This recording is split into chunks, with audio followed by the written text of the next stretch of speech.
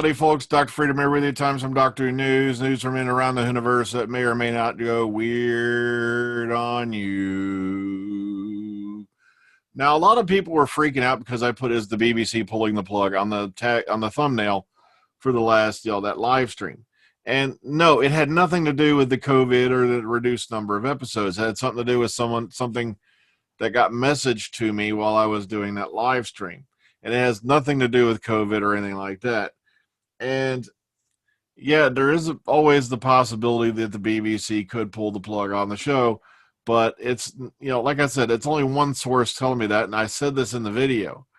Until I get something more, don't panic. Don't even worry about that. We'll have to sit back. Time will tell. And if I hear more about it, then we'll discuss it. Otherwise, like I said, at this point, we're just going to leave it where it is. Just a lot of strange things going on out in the community. Somebody out there starting unfounded rumors. I saw a thumbnail today for a video for a certain Jody hater that was so racist it nearly drove me, like my eyes wanted to jump out of my head and rub themselves on Brillo pads to clean away the image I had just seen. It's like, are they getting to that extreme now that they have to invoke such nasty feelings and all that to draw attention to their videos? Especially the guy, I'll give you a hint. It's the guy who does thumbnails where almost the entire freaking thumbnail is covered with text and claims to be of a certain religion. All right, we'll leave it at that. But on with it. Let's get to the good stuff. I want to get to the stuff you've come here to see. And away we go. All right, let's start off at the top, shall we? First off, Mandip Gill on challenges in the new interactive film 5 Dates and what the future holds. Alex Moreland chats to Mandip Gill about her new interactive rom-com in this week's big Radio Times review. Now, said here she wasn't expecting to film anything new during lockdown. Work had finished on Doctor Who for the year, and when production shut down on suspicion, the upcoming Apple thriller starring Uma Thurman, in which Gill had a supporting role. She'd already completed most of her scenes. Then came 5 Dates. It's an interactive rom-com. Think Black Mirror's Bandersnatch, but with romance and also comedy.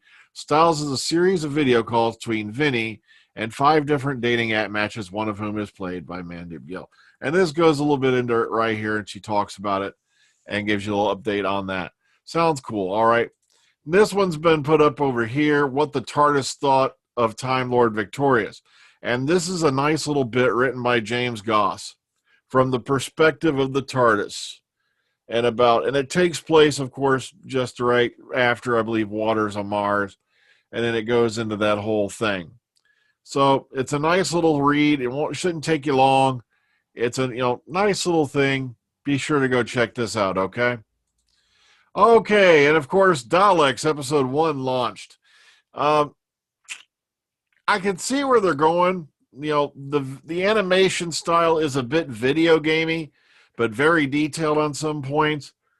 But I don't know. I want to really see the whole series before I smack a judgment label on it. All right, because it's going to be a series of 5 10-minute videos.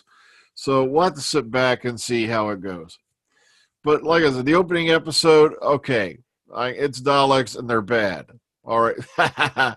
But go check it out for yourself. It's linked right here on this page.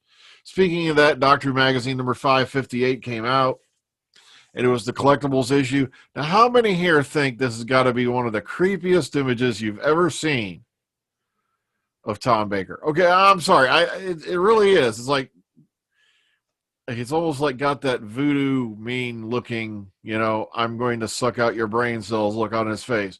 It's just, sorry, I had a brain lock up there. All right, so, and of course, it came out on the 12th, and it's priced £5.99 if you can find it. Here's a little list of what's in it. So, that's still creepy, man. Look at it. I'm not kidding. Zoom in on that. Maybe don't. All right. And of course, showrunner Chris Chibnall gave a production update in this last issue of Doctor Who Magazine. And He said, quote, "You may think we've been quiet during these 6 months. Publicly, yes, deliberately. But in private, we've never stopped talking and working, theorizing, modeling, planning, scheduling, rescheduling, and calling on the incredible skill sets across the team. The months between April and now have been taken up with one matter. Can we get Doctor Who safely back into production? And if we can, how? It's been first thought in my mind each morning and the last thought before I drop off to sleep." So, and it goes on a little bit more from there. I've been hearing a lot of interesting theories about this little snidbit we've been shared from Revolution of the Daleks. Now, there's also been a lot of talk going on because apparently somebody cited a photo of Tarzan Cole, and he's not anywhere near Cardiff. Folks, this is what I figure is going to happen. A long time ago, there was a rumor going around that Bradley Walsh was going to show up as Graham after Revolution for Series 13, mainly as kind of like a pop-up role like Wilfred Mott did. As far as I know, Tarzan Cole as Ryan is gone. Unless there's but apparently even the Mirror is now saying they're departing at the end of Revolution of the Daleks, leaving Mandip Gill as Yaz, the last companion standing, so to speak. But of course, this will never alleviate all the complaining that's going on out there in the community, even though they've been going, there's too many companions for going on how many years now. And now that we're down to one, we've got one guy going, oh, there's going to be a lesbian storyline. The Doctor will come out as bisexual and all that. And yet, oy vey.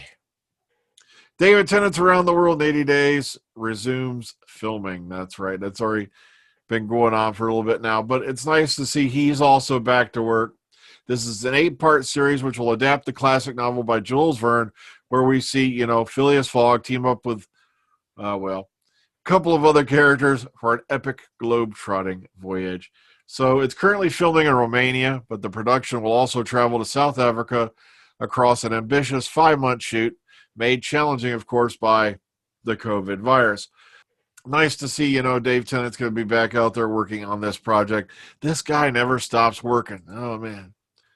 And over here, Doctor Who Series 13, Bradley Walsh, and a Series 12 director return. Now, Ruther 2, who's always been a very, a reliable source of information. Matter of fact, go follow Ruther 2 over on Twitter if you don't mind getting maybe possibly a little spoiler every now and then. Jamie Magnus Stone, who directed episodes 1, 5, 9, and 10 of Series 12, will apparently be returning to direct at least one filming block to Series 13 with director of photography Robin Wienery. But the problem is, it's pretty much, given. I don't think Bradley Walsh is coming back as a full-time role. Because as we saw in the Mirror article and all that, they said it's going to be pretty much a given that Graham and Ryan are departing at the end of Revolution of the Daleks. But the one story I kept hearing over the course of this last year, and it's a rumor right now, was that Graham would be popping up in kind of a supporting role whenever the Doctor comes home for an Earthbound adventure. So it could be he's kind of like in a Wilfred Mott type of role where he's popping up every now and then. So, okay, there we go. Also mentioned on the CV, of course, we already read that, Bradley Walsh. And then it goes on a bit. Possibly a celebrity historical is going to be going on in this block because they also found the following information here. So if you want to go check this out, you don't mind being spoiled, they go into a little bit right here as to what they're talking about. All right.